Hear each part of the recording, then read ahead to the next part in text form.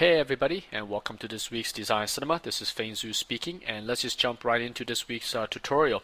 We're going to be doing two paintings and going to cover a subject sort of, I guess the best way to put it is spontaneous or happy accident type of painting. Now I use this technique quite a bit, especially in the beginning of a project, which do not have some kind of set parameters yet. For example, you're asked to design some environments for an MMO video game, or perhaps alien planets for a film. And at that stage, the goal is to generate something that hasn't been seen before and something new, something cool. And when that kind of, I guess, clients or project approaches, some of the best way to do that is to start these paintings without too much planning. Because when you have too much planning, sometimes you already limit yourself to the ideas that might be generated. By working this kind of spontaneous mode, you end up with something that is not planned for in the beginning.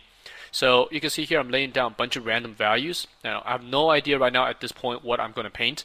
I'm just laying random values. And here's a technique I want to show you guys, which is pulling in a painting that I've done in the past and use that painting as sort of a base to start this new one. Now the subject matter of the painting doesn't really come into play here. You know, these UFO guys on this volcano planet, it doesn't matter. I'm borrowing the values from the previous painting to generate the values for this new painting. So again, this is something I use quite a bit, and a word of advice, do not do this with other people's paintings, because I've seen some people do that before and that's extremely unprofessional and technically not even legal. So you got to do this with your own paintings. In that case, nothing is wrong, right, since you're using your own. So anyways, I took that painting I've done in the past and I'm just gonna extract those values directly out from the painting and use it in this one. So even at this point, you can see there's some kind of form going on. It's starting to look like a robot or something, which I don't like. The scale is too big for the perspective I'm using here. So I'm actually going to change that design in a second here. I started this painting at a very high resolution, I think about 10,000 pixels high or something around that size. And this laptop I'm working on couldn't handle the res, so you can see some of the slowdowns. Now later I'll de-res this back down to something that's workable while Camtasia is recording.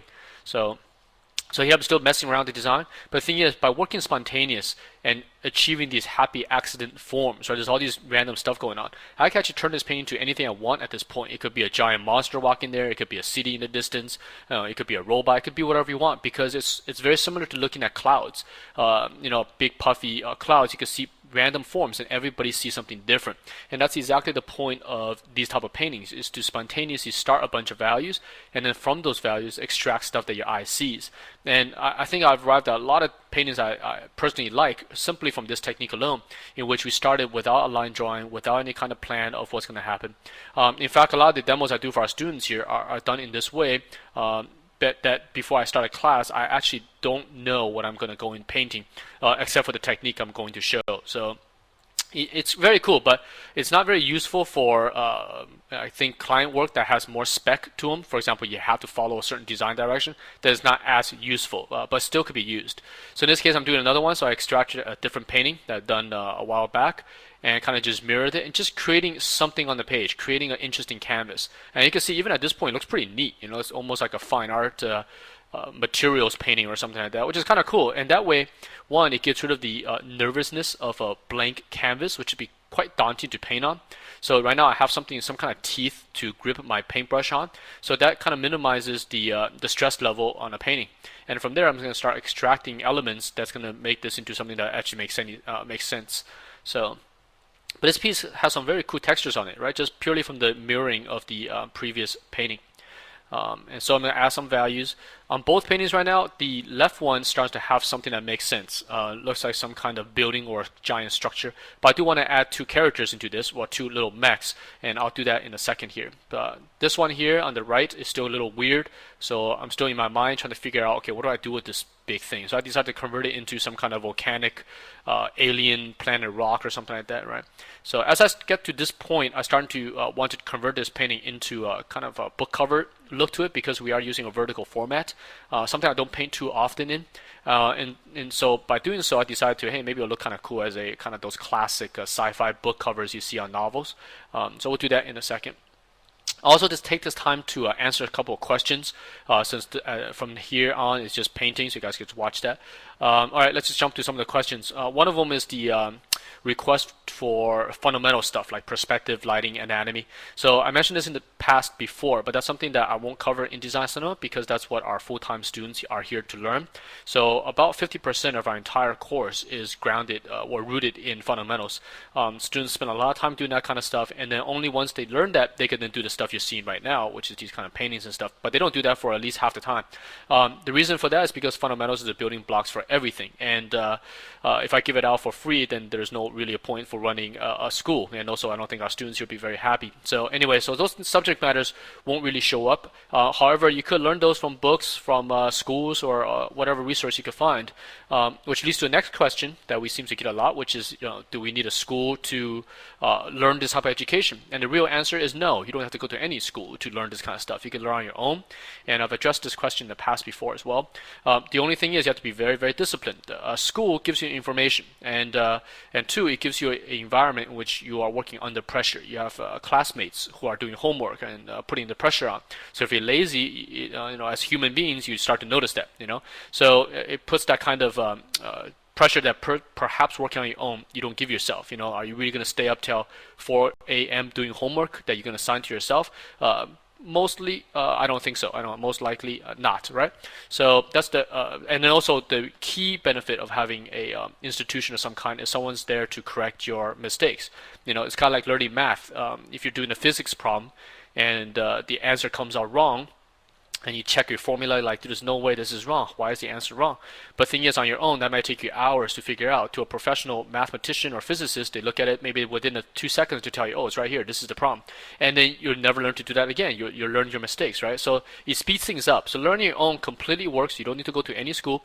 But usually it takes a lot longer. I say probably 5-6 times longer than for perhaps going to an institution. So that's completely up to the individual on what they want to achieve. If it's time is a factor, or maybe they have something else they have to do. So learning your own is perfectly fine. So there's no really no need. So, but a school does offer the previous things I mentioned. And the question that follows this one is also related, which is what's the age group? Some of you guys are a little older, perhaps like my age, mid-30s. Is it too late to get into this business? And the answer to that one is it's a dual answer. I think the true answer is no. There's no age limit as far as getting into this business. I have many friends who are much older than I am that's working in this business. But the one thing you have to concern about, though, is your lifestyle. There's always these young kids coming out, even from my school here. They're like 20-something years old, super good portfolio. Guys coming out of Art Center, Noman, and all these various design schools. And they have very good work. And the thing is, they have their young age, in which allows them to stay up very late, perhaps work on multiple projects at the same time. All these elements that as an older person, you have to balance your life. You're like, do I really want to do that at my age, to stay up 24 hours a day, devoting my entire lifetime to doing client work? I did that when I was young. When I was 20-something years old, I did the same thing. I take on 4 different freelance projects at once and pretty much work around the clock. But at my age now, I don't want to do that kind of stuff anymore. It's very tiring. So yeah, you can still get in at any age. It's just more of a lifestyle choice. Are you ready to commit that kind of stuff? Because the pressure in this business is very crazy. Because it's very competitive. You're competing with a lot of people who are very, very good. And the thing is, it's fun, but it's also a lot of work at the end of the day. So that's up to the individual again. So those are questions regarding the, education and background. Let me go back to this painting real quick. So you can see as I talk, we kind of just block a bunch of stuff in. And a lot of this kind of stuff you can see in the previous tutorials as well. So I put in these little mech, dropped this guy in, started painting some of the background. Now eventually I'm going to cut this video and kind of fast forward to a more resolved version. Because once I rest this thing up to about 7,000 wide, I believe, at that point, this laptop and Camtasia do not like to work together. Everything become a super delay. And for me, I cannot paint when the brush has a micro delay, right? So I'm not talking about a 1 second. It's almost like 0.2 second delay, very, very short. However, you feel it on the brush, and it's very annoying to paint because you feel like the brush is having a hard time catching up to you. So, and that's why I stopped the recording, and we'll jump into something that's more refined later. Okay, back to a little bit more questions. Another one is the brush, custom brush. We get that question a lot. Can we get the custom brush? The thing is, the brush doesn't matter. And also, I mentioned this many times, the brush I'm using, you see me painting right now, is the default chalk brush. So just the only thing I did with it is turn off opacity. So as most brushes I have in Photoshop, I don't turn the opacity on. That's the one where you, if you guys are using a Wacom tablet, you'll see that it's defaulted to sensitivity or pressure. And I don't like to have opacity control that way. So that's just the personal choice. So some people do some pretty nice paintings with opacity on. So again, the brush thing really doesn't matter. You have to just find the one that makes you comfortable. The way I learned to paint in digital was a friend of mine told me, hey, just pick the brush you like and stick with it, and there is no wrong way to do anything. If you get a good result, who says the brush is good or bad, or it's whatever, it doesn't really matter. So that's the best way to learn, and really use the default round brush to learn. That's the fastest way. That's how I learned. I stuck with the round brush for many years in the beginning. Only very recently have I started using some custom brushes. So and even in this sense, the custom brush is not custom. It's a default Photoshop brush, right? So the only custom brush I have is kind of like a smoke brush and those kind of things, which are really fast to make. It takes about 5 seconds to make a brush in Photoshop, right? You can even make this painting into a brush. So Photoshop brush tool is very powerful. But like anything that has too many settings, you don't want to get caught up too much into that kind of stuff. Otherwise, you're wasting so much time on a technical aspect and not focusing on the main important factor, which is the work itself, right? So if you could do this with a piece of gouache on a canvas, it doesn't matter. Clients at the end of the day do not care about the process. They care about the final result. So anyway, so this painting, this little mech got knocked in pretty quick. So this is all part of the bug mech series I've been doing on my own. You guys might have seen some other ones in the past in which little insect dudes are building these mechs. So that's why they have a sort of insect look to them as well. So and the background got turned into a volcanic sort of kind of monument type mountain, which is kind of neat. And I left enough space on the top part to put text because I do want to emulate a book cover. So in general, most book covers, their text is on the top. So I left that area sort of blank subject matter wise. So these mechs are not going to eat up the entire space compositionally. So here just painting some light, balancing some values out. Right, getting the main color. So I want these to look also like in a series. So something we recommend to our students here as well. When you are painting something or doing a drawing, try to usually do things in sets. Do 3, 4, 5, 6, whatever you want. Because for us in the design industry, it's about the ability to replicate design. Because when you have one of everything, like your portfolio, and I've seen that in the past, reviewing student portfolios, you have like a 3D rendering, then there's like a graphic design, then there's some kind of animation, then some kind of cartoony drawing, and then some realistic life painting. So every single image is different.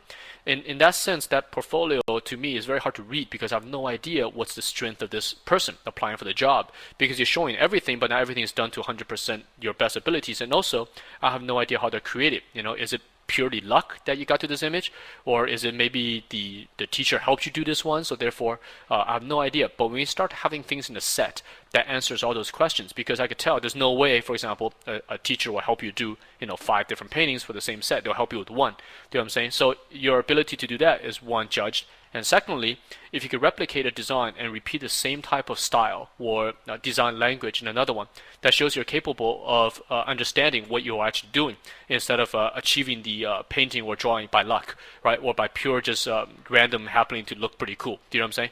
So doing stuff in sets is very helpful in the designer's portfolio. Because in the real world, you will be replicating these kind of projects many times over, especially working in-house somewhere. You could be on a video game or a film for a year or 2 years. Some video games run for like 3 years in production. So you have to be able to stick with that kind of design language and carry it all the way through. Okay, let's go back to this painting here. So I fast forwarded here and painted some just various textures into the background. I also lightened up the sky because it was a little too gloomy. There was no hot values in the original painting. Everything was kind of like a 50% gray. So I decided to bring up the values a little bit in the background so we could play with a little bit of like a 1 or 10% or 20% light value to just balance out this painting. And also, so if you blur your eye, we start to get a sense of depth.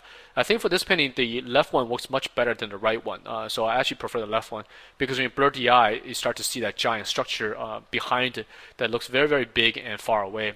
Whereas the one on the right, it doesn't work as quite as well as I like, but so I definitely prefer the one on the left.